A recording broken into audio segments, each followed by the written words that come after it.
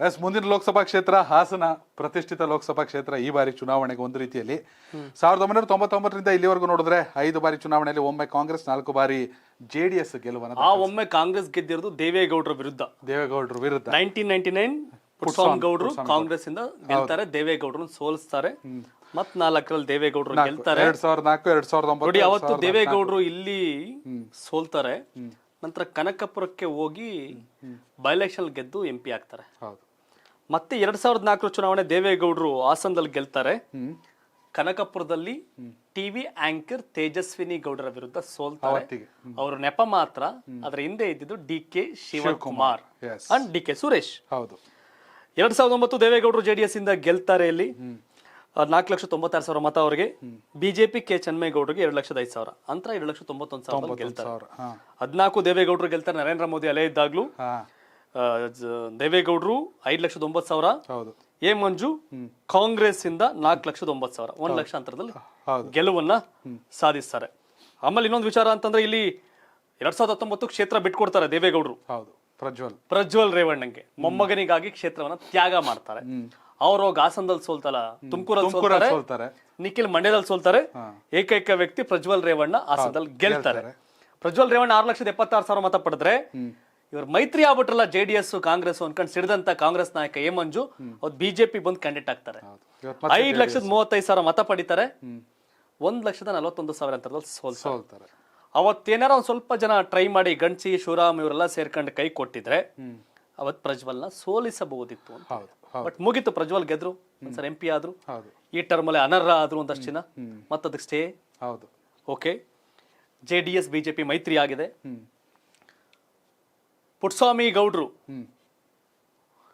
ಇವರೆಲ್ಲರ ನಂತರ ಎ ಮಂಜು ದೊಡ್ಡದಾಗಿ ಎದುರಾಕೊಂಡಿದ್ರು ದೇವೇಗೌಡರ ಫ್ಯಾಮಿಲಿನ.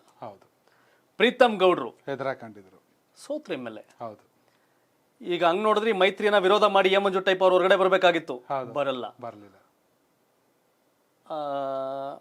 ಅವ್ರೇನು ಅಂದ್ರೆ, ಈ JDS BJP ಮೈತ್ರಿಕೂಟ ಇದು ತಾತ್ಕಾಲಿಕ ಸೇತುವೆ. BJP ನನ್ನ ಸ್ವಂತ ಮನೆ, ಅವ್ರಿಗೆ ನಮ್ಮನೆಗ್ ಬಂದವ್ರೆ, ನಾನ್ಯಾಕ್ ಮನೆ ಖಾಲಿ ಮಾಡ್ಬೇಕು, ನೋಡ್ಮ ಸಂಬಂಧ ಸರಿ ಹೋಗುತ್ತೇನೋ. ಮೊದ್ಲು ಸ್ವಲ್ಪ ಇದ್ ಮಾಡೋದು ಆಚೆ ಈಚೆ, ಈಗ ಸೈಲೆಂಟ್ ಆಗಿ ಅವ್ರೆ.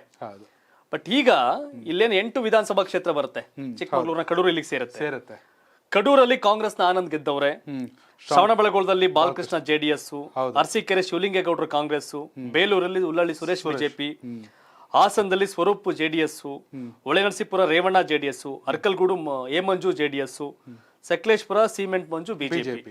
2 BJP, 2 ಕಾಂಗ್ರೆಸ್, 4 JDS. ಇಷ್ಟೆಲ್ಲ ಆದ್ರೂ ರೇವಣ್ಣ ಗುದ್ದಾಡಿ ಸ್ವಲ್ಪದಲ್ಲಿ ಗೆದ್ರಲ್ಲ. ಇವೆಲ್ಲದರ ಪರಿಣಾಮ ಸ್ವಲ್ಪ ಭಯ ಇದೆ, ಪುಕ ಅಂತಿದೆ, ಏನಾಗ್ಬಿಡುತ್ತು ಅಂತ. ಪ್ರಜ್ವಲ್ ರೇವಣ್ಣ ಅವರು ಅನರ್ಹ ಆಗ್ಲಿಕ್ಕೆ ಕಾರಣ ಕೋರ್ಟ್ ಕೇಸ್ ಹಾಕೊಂಡಂತ ದೇವರಾಜೇಗೌಡರು ಪ್ರಜ್ವಲ್ಗೆ ಟಿಕೆಟ್ ಕೊಡಬೇಡಿ ಅಂತ ನರೇಂದ್ರ ಮೋದಿ ಸಮೇತ ಎಲ್ರಿಗೂ ಪತ್ರ ಬರ್ದವ್ರೆ.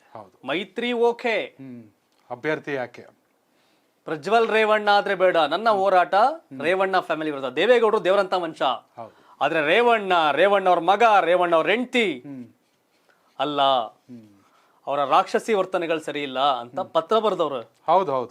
ಮೋದಿ ಬರ್ದವ್ರೆ. ಈಗ JDS BJP ಮೈತ್ರಿ ಅಂದ್ರೆ JDS ಬಿಟ್ಕೊಡ್ಲೇಬೇಕು, ಬಿಟ್ಕೊಡ್ತಾರೆ. ಪ್ರಜ್ವಲ್ ರೇವಣ್ಣನೇ ಕಂಟೆಸ್ಟ್ ಅಂತ ದೇವೇಗೌಡರು ಹೇಳವ್ರೆ.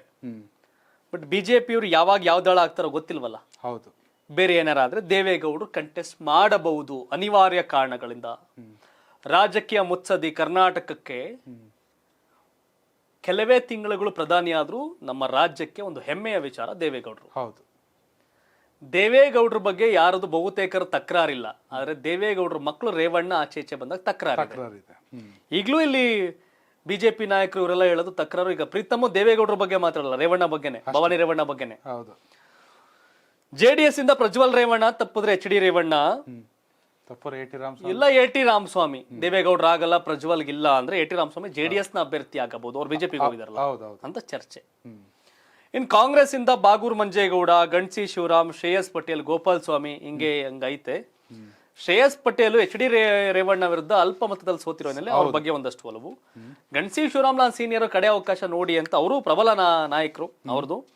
ಬಾಗೂರ್ ಮಂಜೇಗೌಡ ಇಲ್ಲ ನಾನು ಎಲ್ಲಾ ರೀತಿನಲ್ಲೂ ಬಲ ಕೊಡಿ ನಾನು ಮಾಡ್ತೀನಿ ಅಂತ ಅವರು, ಗೋಪಾಲ ಸ್ವಾಮಿ ಇರ್ಲಿ ಹೌದು, ಅವರು ಫೈಟ್ ಕೊಟ್ಟಿದ್ರು ಬಾಲಕೃಷ್ಣ ಅವ್ರಿಗೆ ಅಂತ ಅವರು ಮಾಡ್ತಾರ. ಅವರು ಸ್ವಲ್ಪದಲ್ಲ ಸೋತಲ್ಲ ಬಾಲಕೃಷ್ಣ, ಹಿಂಗಿದೆ.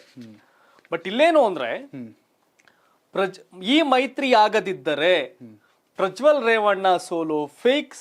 ಪ್ರಜ್ವಲ್ ರೇವಣ್ಣ ಸೋಲು ಫಿಕ್ಸ್. ಮೈತ್ರಿ ಆಗದೆ ಇದ್ರೆ ಪ್ರಜ್ವಲ್ ರೇವಣ್ಣ ಬಗ್ಗೆ ನೆಗೆಟಿವ್ ಜಾಸ್ತಿ ಬಿಲ್ಡ್ ಆಗಿತ್ತು ಅಲ್ಲಿ. ಹೌದು, ರೇವಣ್ಣ ಅವರ ಏನಾರ ಮತಗಳಿಕೆ ಕಡಿಮೆ ಆಗಿದ್ರೆ ಅಂತಕ್ ಬರ್ಲಿಕ್ಕೆ ಕಾರಣನೇ ಈ ಭವಾನಿ ರೇವಣ್ಣ ಪ್ರಜ್ವಲ್ ರೇವಣ್ಣ ಅನ್ನೋದು ಒಂದಷ್ಟು ಲೋಕಲ್ಲಿ ಮಾತುಕತೆ. ಹೌದು ಹೌದು.